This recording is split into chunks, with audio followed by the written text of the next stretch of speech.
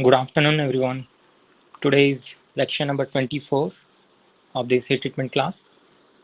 And today's topic is basically TTT diagram, time, temperature, transformation diagram. We'll briefly discuss this one. This is one of the very important topic of the heat treatment as well as for phase transformation. So in the previous lecture, we have discussed something about this decomposition of austenite. We have seen a lot of things, and at the end of the yesterday lecture, in the last lecture, So we today's have lecture seen 25. is 25. Okay, Yes, sir. 25. So in the last lecture, we have discussed about that decomposition of austenite.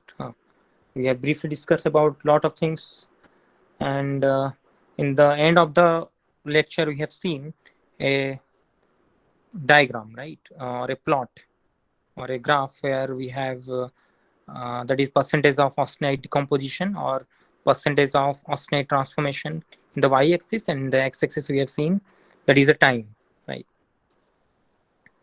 So in that plot, the temperature was fixed, just we are changing the time, and we have to find out how much transformation has happened.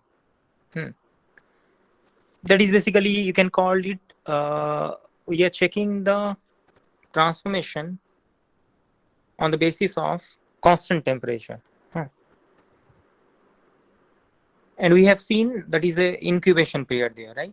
Incubation period is that period before which or up to which, basically up to which there is no transformation, or transformation will not start, or transformation will not proceed. That is the incubation period.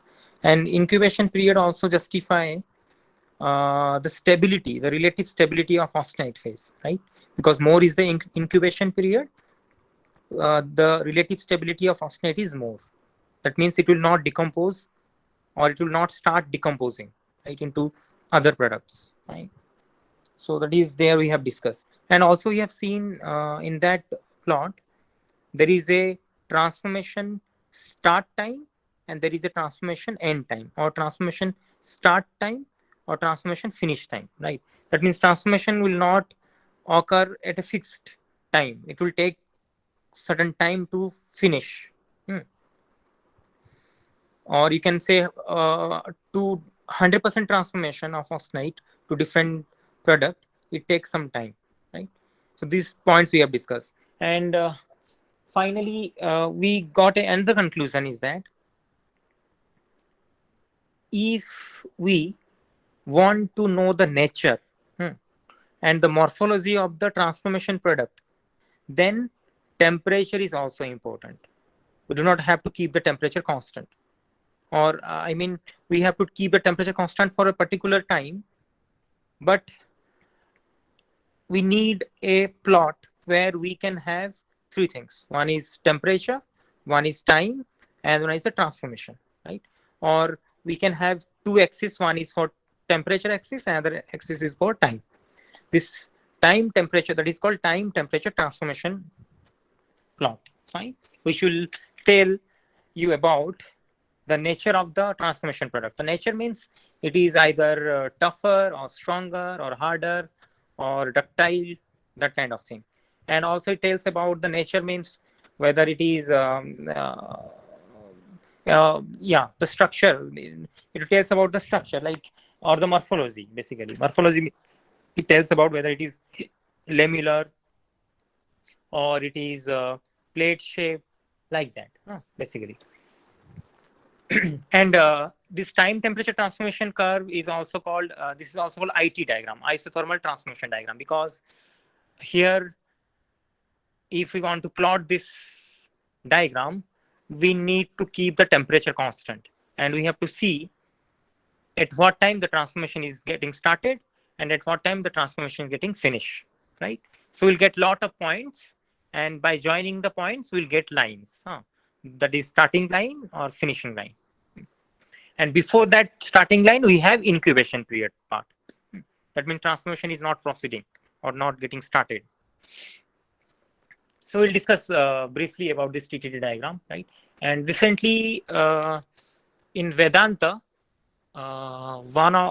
few people have got this kind of questions in interview.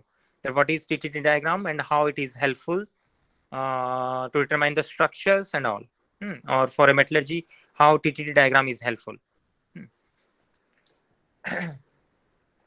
So yes, and this diagram is also helpful to know the kinetics of austenite decomposition. Fine. Kinetics means the rate of transformation. The rate of austenitic decomposition is fast or slow. We can also determine that also by using this TTT diagram, which cannot be obtained by this iron-carbon equilibrium diagram or iron cementite metastable phase diagram. So that is the difference. If somebody will ask what is the difference between this iron cementite metastable phase diagram and TTT diagram, these are very simple things. You should simply say that in iron cementite metastable phase diagram, here we do not have any non-equilibrium products, right? We cannot able to see any non-equilibrium product. Like we cannot able to see martensite, we cannot able to see any benite phase or benitic microstructure or martensitic microstructure. But in TTT diagram, we can able to see these non-equilibrium products, which are very non-equilibrium products are known for their strength, right? For their hardness, for their toughness also, and for their fine grain size.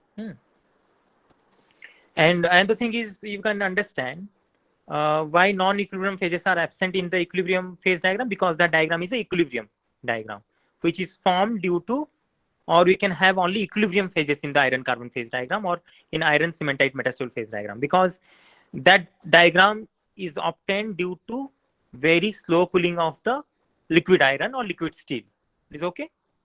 Very slow cooling. If you do very slow cooling, then you will get equilibrium products or equilibrium phases. That is basically stable phases, you can say.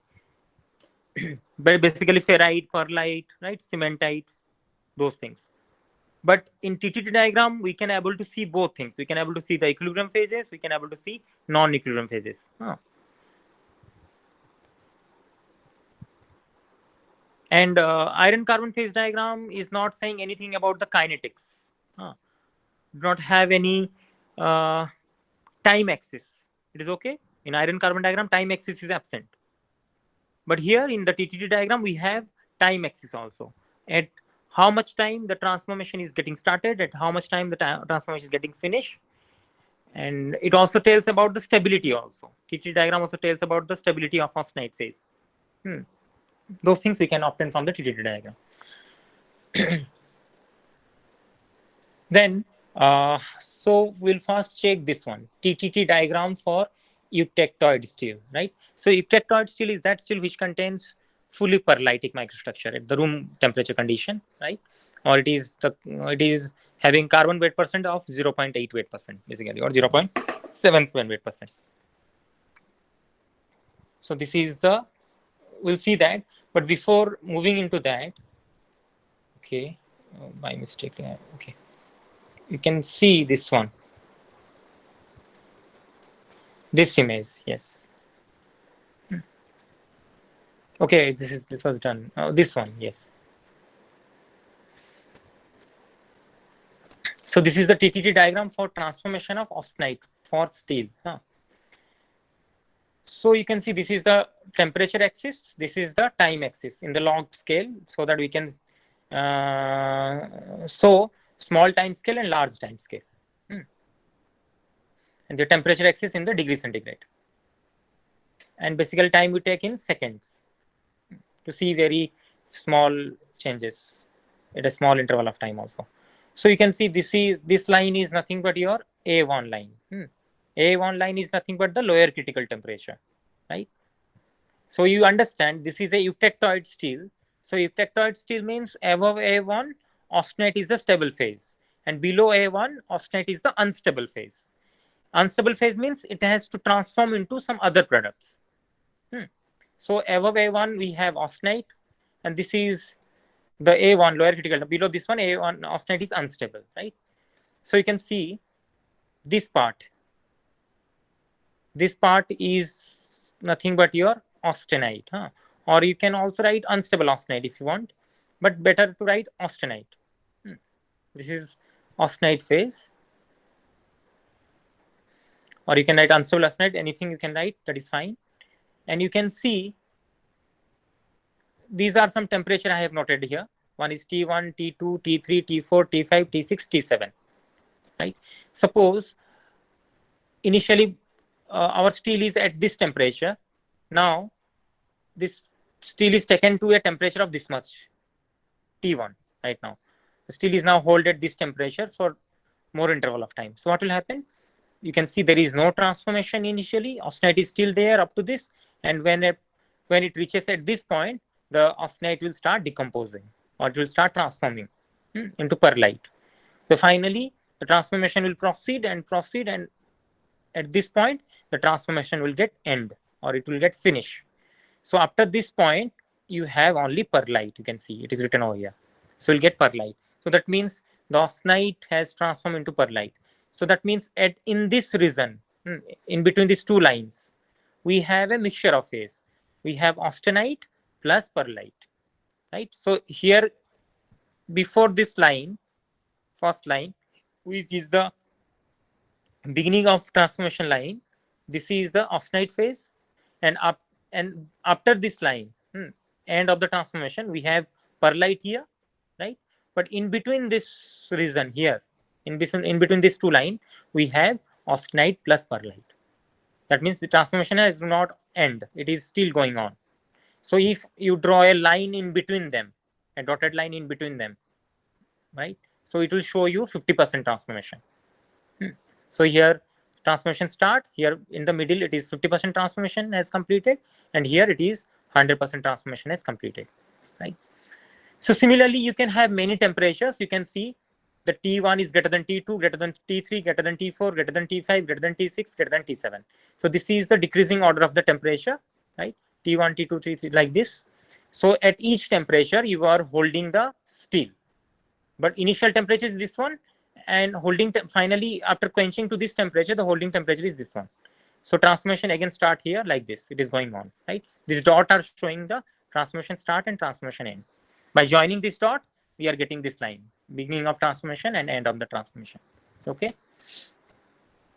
Now you can see what we can. So if you look carefully this diagram, you can able to see this is a C curve actually. This is a C curve, two C curves, right? This is the first C curve, the second C curve, right? So the question may be asked like why this is having a C curve, not a parallel or not something else, right? Or some people may ask you right like this, why the incubation period is initially high, then when undercooling is done, when the temperature is getting down, the incubation period is decreasing and reach a minimum value here. Suppose at the T5 the incubation period is minimum and incubation period is maximum here at T1. Similarly, after T5 you can able to see when temperature T6, T7 again incubation period is increasing. So why? Due to this thing only, due to initially we have a high incubation period, then at the center we have a minimum incubation period, at the end we have also a high incubation period. So due to this curve is C curve, right? So for the justification, you can say like this. When the temperature of transformation is higher, that is just nearer to the A1 temperature, this one T1 for example, when the transformation temperature is higher, just below the A1 temperature, right? Then at that temperature, diffusion is the dominating mechanism. Why? Because or in other words, I can say rate of diffusion is higher, right? Because temperature is higher. The rate of diffusion is exponentially related to the temperature. If you raise the temperature a little bit, the diffusion will increase exponentially, right? So temperature and diffusion are closely related, right? If you raise the temperature, diffusion become more, or the rate of diffusion become more, right? But at this temperature, you can see the difference between A1 and this temperature is very less. So driving force availability is very less. Why? Because the temperature difference from A1 to T1 is very less. Undercooling is very less. So since undercooling is very less, so that means you can say since undercooling is very less, then nucleation is very low, right? That means the rate of diffusion is very high, but rate of nucleation is very low. So rate of nucleation is basically depending upon what? It is basically depending upon the driving force, right? And driving force basically depend upon the distance from the A1 temperature to that particular temperature, right? Or undercooling.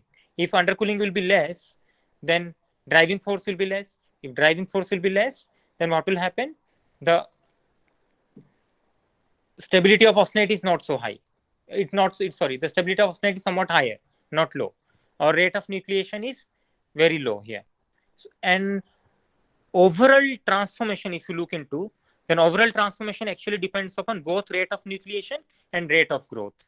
Or in other words, you can say overall characteristics of transformation or the overall nature of the transformation basically depends upon the rate of nucleation and rate of growth, or in other words, you can say it depends upon the this undercooling as well as the transformation temperature, right? Or rate of diffusion. Fine. Similarly, if you go to a low temperature, right? If you are going to a temperature, suppose at T5 now. At T5, you can see incubation period is very less, right? Why this is happening? Because you can see the difference between A1 temperature and T5. It is very high, right? So undercooling is very high. If undercooling is very high, the austenite is becoming more unstable. So due to instability of austenite, it will try to transform easily or quickly, right? So if the undercooling will be high, then rate of nucleation will be also higher. If the rate of nucleation will be higher, then the transformation will start at a fast rate. And what happens? The diffusion is somewhat also good. Since at this point, the diffusion rate and the rate of nucleation are in optimum conditions. So the transformation start earlier, right? But if you go to a temperature below this one, T5, again, you can able to see that the incubation period is again increasing, right? It is following this trend. Why? Because at a very low temperature, this T6, T7 temperature is very low temperature, right? So the temperature is very low, undercooling is very high, driving force is very high, but the problem is what? The rate of diffusion is very low, right? Because the temperature is very low, so rate of diffusion is very low. So growth is not occurring easily, right? And as I told, overall transformation actually depends upon rate of nucleation and rate of growth, or it depends upon the extent of undercooling or extent of driving force and the diffusion, rate of diffusion, right? So that's why here in this condition, T6, T7 condition, the rate of nucleation is high, but diffusion is very slow again, right? But in the top part, the rate of diffusion is high, rate of nucleation is slow or low, right? But in this condition, in the middle portion, both are optimum, rate of diffusion and rate of growth, or sorry, the rate of growth and rate of nucleation is same.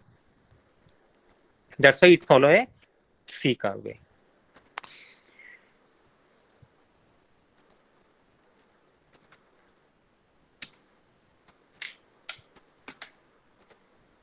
Now we'll discuss about the effect of alloying element on TTT diagram. So what happens to the TTT diagram if you add alloying elements? And if you remember, we have classified the alloying elements into two categories. One is ferrite stabilizers and austenite stabilizers, right? So what happens to the curve? You have to remember the curve basically, apart from the cobalt, if you add other alloying elements, this nose of the C curve, this is the nose of the C curve, will start shifting towards the right side. This will shift to the right, this will shift to the right side.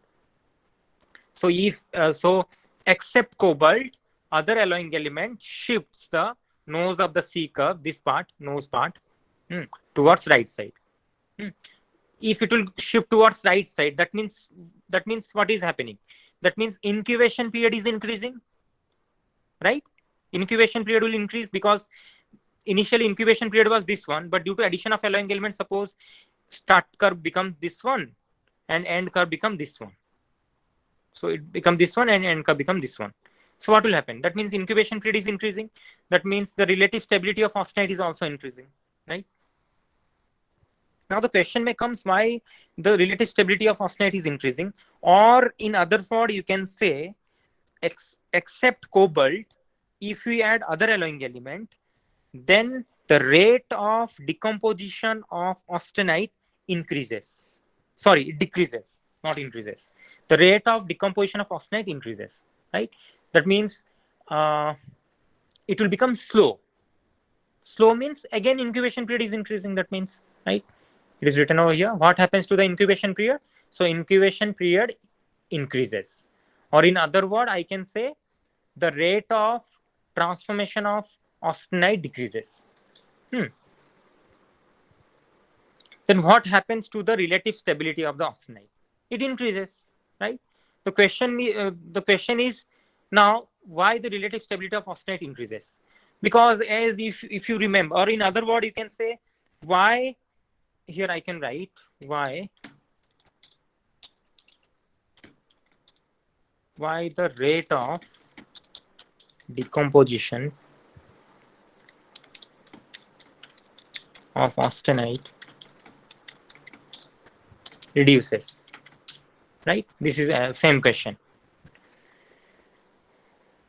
So decomposition of austenite will decrease. The rate of decomposition of austenite will decrease due to addition of alloying element except cobalt, because as you remember we have two types of alloying element. One is ferrite stabilizer, one is austenite stabilizer.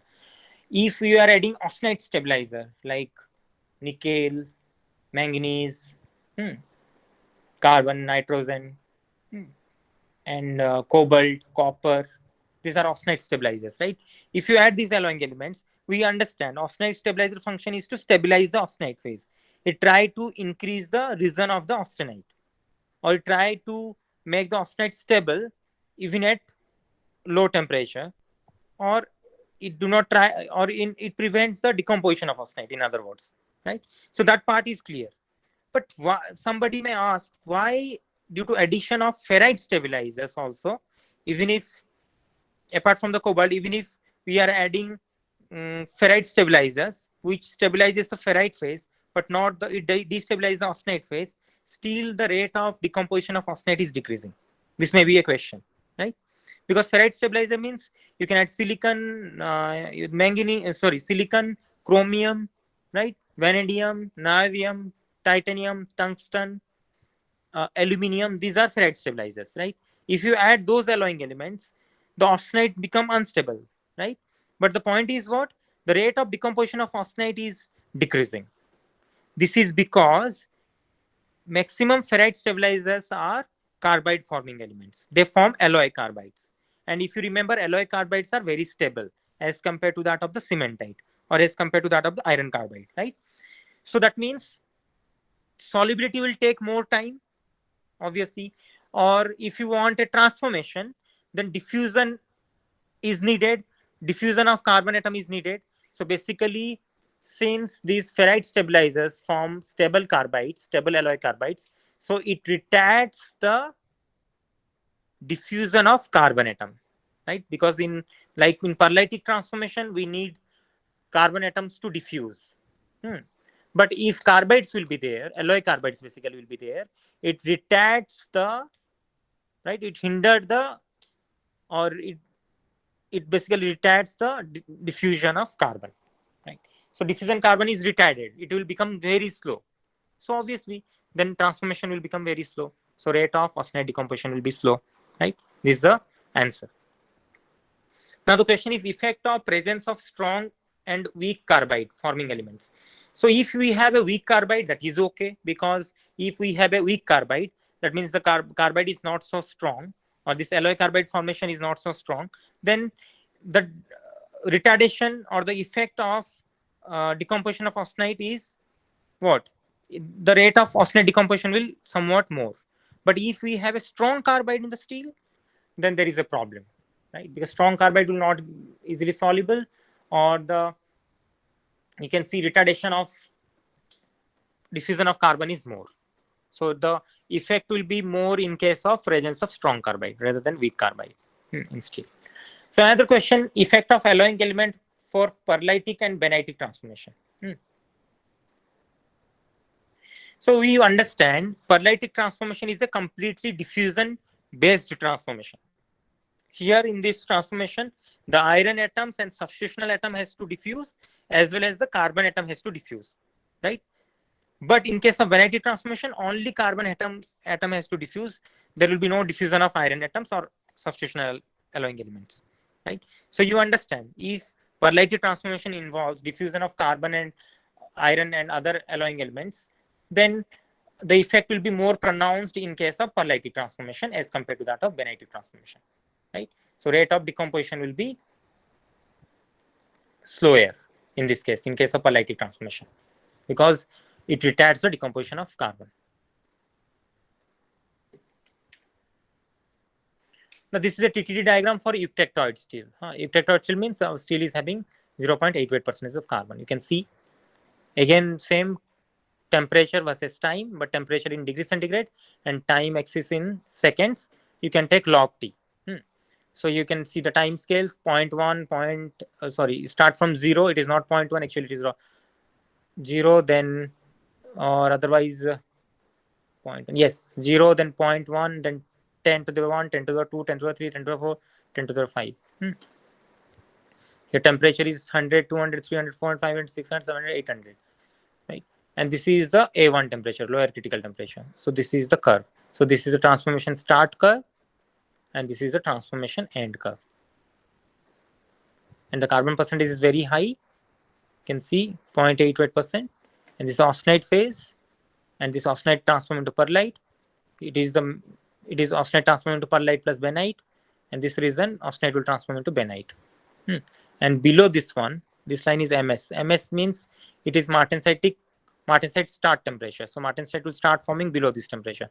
So you can able to see here, this is the martensite 50% has transformed, and this line shows martensite 90% transformed. And this temperature, which is below 100 degree, we have only 100% martensite. So that means martensite start temperature and martensite end temperature in between will have mixture of phase, austenite plus martensite. And in between these two curves, we will have mixture of phase, austenite plus perlite, austenite plus benite. Now this is a curve showing a TTT diagram for hypoeutectoid steel containing below 0.88% of carbon. So you can see what is happening. The transformation start earlier. Here the transformation is delayed. Here the transformation start earlier and also finish earlier. But what we can able to see, we can able to see different phases, because you can see this dotted line is nothing but the lower critical temperature, right? We have hypoeutectoid steel. So once we are talking about hypoeutectoid steel, means we are talking about two lines. One is the A3 line, and other one is the A1 line. A1 line is the lower critical temperature, where below that austenite is the unstable phase. But ferrite and cementite are the stable phase, or anyways. So, and above A3, austenite is the stable phase. So you understand, this is 800 degrees centigrade. So below 800 degrees centigrade, we will have two phase, austenite plus ferrite, right? This ferrite is nothing but the pro-eutectoid ferrite, if you remember. So the transformation, the transformation of austenite into product, any product, basically to the perlite, is somewhat different, right? In case of hypoeutectoid steel, because in case of hypoeutectoid steel, below A3 temperature, a new phase is coming out from the austenite, that is pro-eutectoid ferrite, right? So you have to remember, whenever we are talking about TTT diagram for hypoeutectoid steel, then what is happening? Below A3 temperature, a pro-eutectoid phase, that is pro-eutectoid ferrite, is coming out from the austenite, and when we are going down the temperature axis, the amount of pro-Eutectoid ferrite is decreasing, and finally, when the temperature is below A1, then or lower critical temperature, then this remain austenite will transform into perlite. So that is the thing it is written over here. You can see that means this is the lower critical temperature dotted line. So above lower critical temperature we have two phase, austenite plus ferrite, but this is the curve you can see. Now this is austenite again, this is austenite, but this austenite has transformed into ferrite plus perlite, and in between them we have austenite plus ferrite plus perlite, and this is the MS temperature. If people just carefully look at the MS temperature, you have seen the MS temperature here for for eutectoid steel, and just look at the MS temperature here for a hypoeutectoid steel, and now we'll see the TTT diagram for hypereutectoid steel. So here you understand, since we have a hypereutectoid steel, then we have two lines. One is SCM and A1 line. SCM is the upper critical temperature line, and A1 is the lower critical temperature. You can then understand this is this dotted line is showing A1 line. So you can able to see above A1 we have austenite plus cementite, obviously, because in this kind of transformation, when the steel is taken below ACM, then a pro-eutectoid phase, that is pro-eutectoid cementite, will come out from the austenite first. Then when we go to a low temperature, the amount of cementite formation will be decreased, and finally what happens when the temperature is below A1, this remain austenite will transform into perlite. So we have a two structure, perlite plus cementite. You can see this is austenite phase, this is austenite phase, this is perlite plus cementite, and this is austenite plus perlite plus cementite.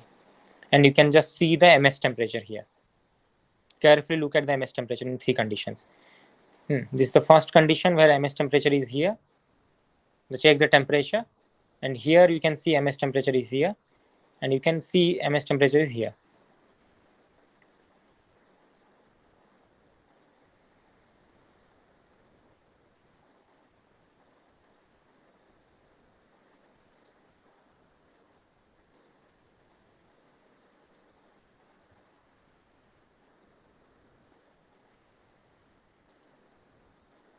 Now the question is effect of carbon on martensite start and finish temperature for TTT diagram, from TTT diagram, right? Can you people tell me quickly? I want answer from you. What is happening to the MS temperature with change in type of steel, carbon steel? This is for eutectoid steel MS temperature. This is for hypoeutectoid steel MS temperature, and this is the hypereutectoid steel MS temperature. Can you people tell me, any of you want to speak about this? Sir, with increase in carbon percentage, Yes. the MS temperature is going down. Very good, very good. You have noticed it well. So can you guess what is the MS temperature here in case of approximate MS temperature in case of eutectoid steel? This one.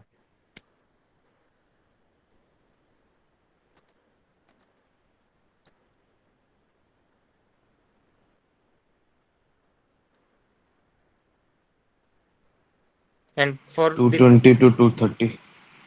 okay, fine. I'll say 240, for example. Anyways, for hypoeutectoid steel, 340. 340 nearly. Yeah, very good. And for hypereutectoid steel, it is 190. 180 or 190. Okay, fine. Anyway, so I should write here. These are the approximate values. These are not the exact values. So for eutectoid steel, you can, okay, fine. I'll start with hypo. In hypoeutectoid steel, it was, sorry, in eutectoid steel, it was nearly 230 to 240. I'm writing MS temperature.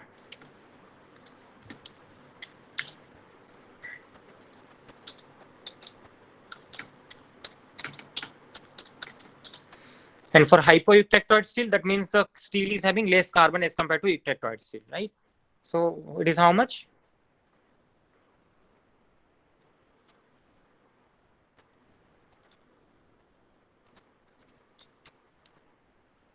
It is nearly 330 to 340.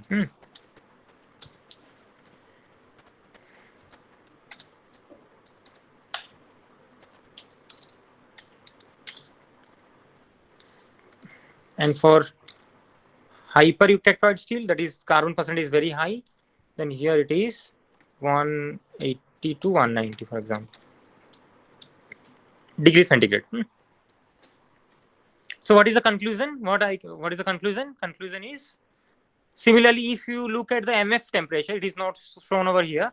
So if MS temperature is also decreasing, means MF temperature will also decreases. So martensite start and finish temperature decreases with increase in carbon weight percentage. Can you people tell me, can you correlate this one with the problem we'll face in case of high carbon steel?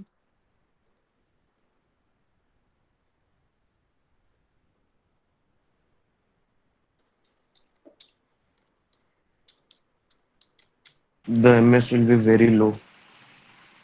No, that's fine. That's fine.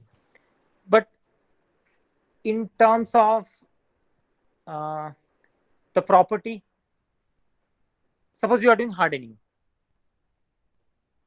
then what kind of problem you'll face? Suppose you have a high carbon steel and you are taking the high carbon steel to the austenitizing temperature. Suppose above A3, for example. Sorry, ACM,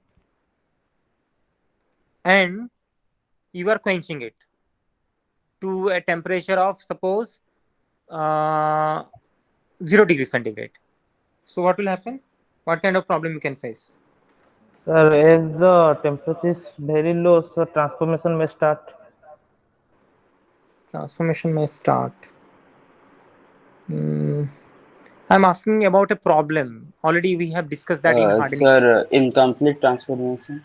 Yes, incomplete transformation. Very good. So what is that incomplete transformation? Some retained austenite may Very present good. in our Very good. sample. Obviously, since I'm talking about the MS temperature, martensite start temperature and martensite start temperature and finish temperature. That means I am talking about, I should have martensitic structure upon quenching or upon cooling, right? I should have 100% martensite. But the problem is what? If we have a high carbon steel, then MS temperature and MF temperature is going below room temperature, right? It is going to a very low temperature, for example. It is going sometimes to a sub-zero range otherwise, or just near to the sub-zero range otherwise, right? So what will happen? Even if you are quenching the steel to the room temperature or below room temperature, still you are having some retained austenite, because martensite start temperature will be reached, but maybe martensite finish temperature will not reached, right?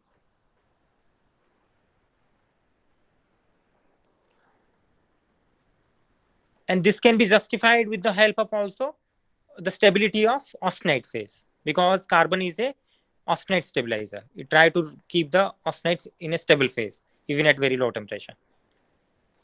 It is okay, I think.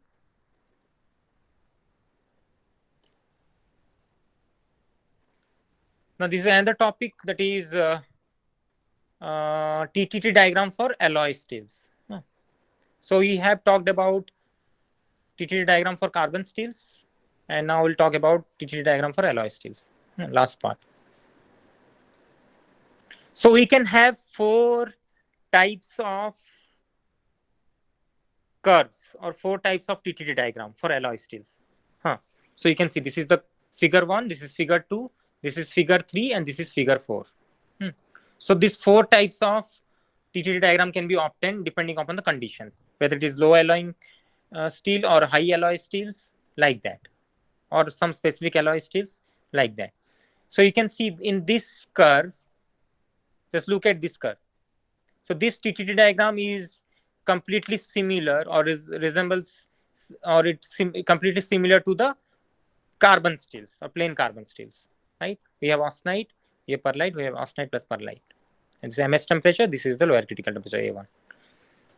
And this TTT diagram, you can see what is happening.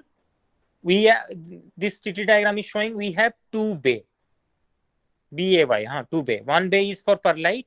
This upper bay is nothing but the perlitic bay, and we have another bay that is called benitic bay. This bay is benitic bay. Bay means, you understand, that is a region. So this is the perlitic bay region, and this is the benitic bay region. So upper bay is the perlitic bay, lower bay is the benitic bay. And upper bay, here you can see, that means austenite is transformed into perlite. In the lower bay, austenite is transformed into benite. Similarly, this is another TTT diagram. Here you can see we have only perlitic bay, right? So if we have a perlitic bay, we do not have any benitic bay. So benitic bay is absent. So in this kind of steel, benite will not form basically. That means if benitic bay is absent, benite may not form in this kind of steel, right? And for this kind of steels, the martensite start temperature also goes to sub-zero temperature nearly. So in this and last TTT diagram, you can able to see here we have only benitic bay. This one, upper bay is absent. That means perlite is absent here. So in this kind of steel, we can have, whenever we are cooling the steel from the austenitizing temperature, we can have either benite or we can form martensite, right? So these are the four different TTT curves for different steels. So it is explained over here. You can see figure 1. So when non-carbide forming elements are present, non-carbide forming elements means those alloying elements do not form any carbides, alloy carbides basically. So decomposition of austenite pattern is same in both alloy and carbon steel. So which is this one.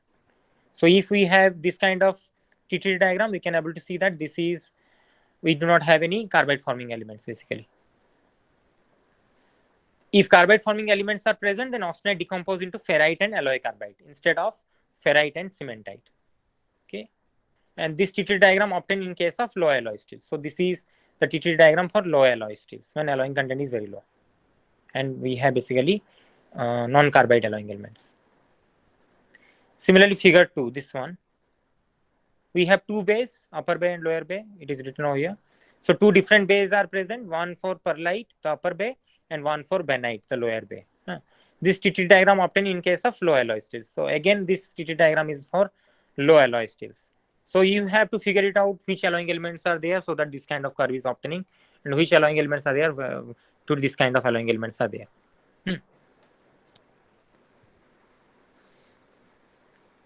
And figure 3, you can see this one, this figure, we have only perlitic bay, benitic bay is absent. So figure 3 here, benitic bay is absent. So benite do not form in this kind of steel. And this TTT diagram obtained in case of high alloy steels. So this kind of only perlitic bay or absent of benitic bay is formed in the high alloy steels. Especially those steels in which MS temperature shifted to sub-zero region. So here, as I told, MS temperature goes to a very low temperature, that is near to the sub-zero temperature. Figure 4. So figure 4 is this one where we have only benitic bay, perlitic bay is absent. So here perlitic bay is absent. Here in normal cooling conditions, either benite or martensite forms. As I told, in this condition, either benite will form or martensite will form upon cooling. So I'm done with this topic. If you have any questions, you can ask me.